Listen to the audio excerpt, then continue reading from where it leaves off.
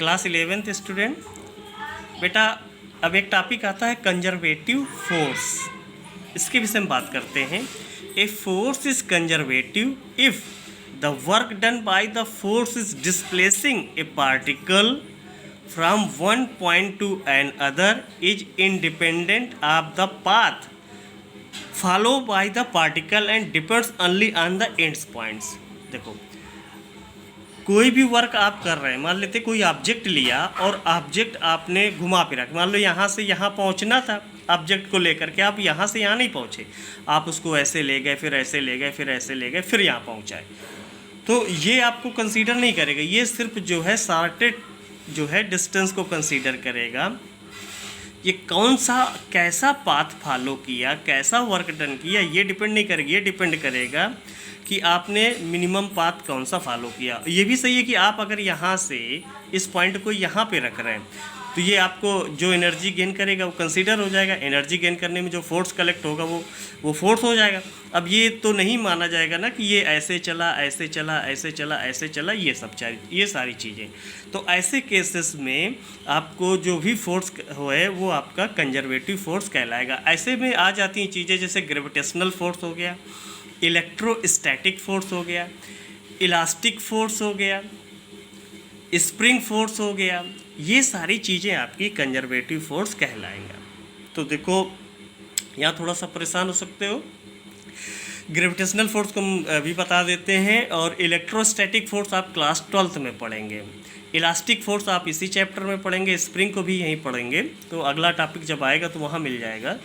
तो हम चलते हैं conservative nature of gravitational force में। तो थोड़ा सा फिगर समझ लो। कोई ए ऑब्जेक्ट है, बी पे पहुंच गया, एच हाइट पे, आपने फोर्स लगाया, फोर्स अप्लाई किया, उठा के ले गए, यहाँ पुट कर दिया। लेकिन एक ऑब्जेक्ट और कंसीडर किया गया। कोई ए ऑब्जेक्ट है, यहाँ से ऐसे गए, फिर ऐसे गए, फिर इधर चले गए, फिर ऐसे जाते हुए यहाँ पर पहुँच गए। ये दो कंडीशन आई, बहुत अच्छे समझाते हैं, समझते चलो। Suppose a body of mass m is raised to a height h vertically upwards from the position A to B। ठीक है, यहाँ से यहाँ आप ले गए A to B में, वर्टिकली हाइट h है।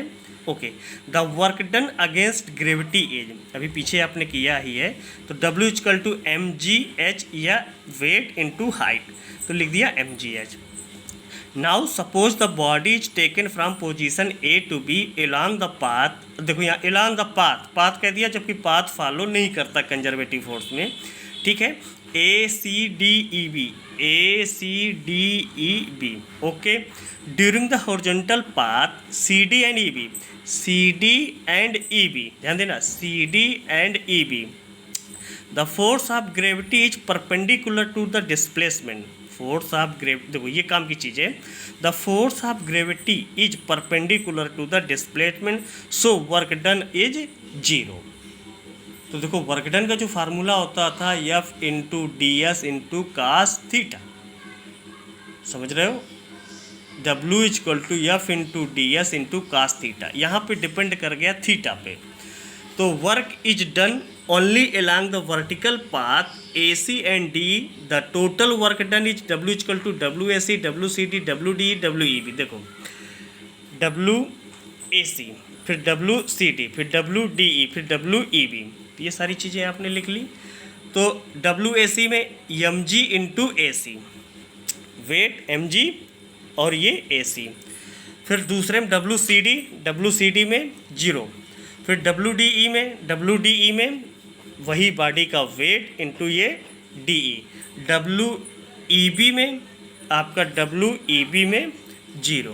तो ये mg कॉमन ले लिया, ACDE आ गया। तो ध्यान देना बेटा, AC और प्लस DE ये मिल करके टोटल हाइट को दे देंगे जो आपने कंसीडर कर रखा है हाइट h। तो W इक्वल टू आ गया mgh।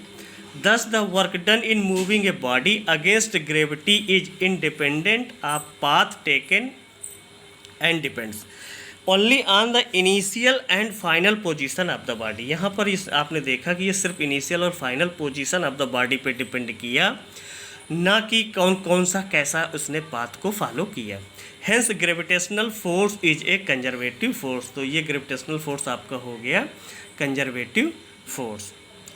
ठीक है, कोई कन्फ्यूजन लगे, कोई बात ना समझ में आई हो तो फिर पूछिए।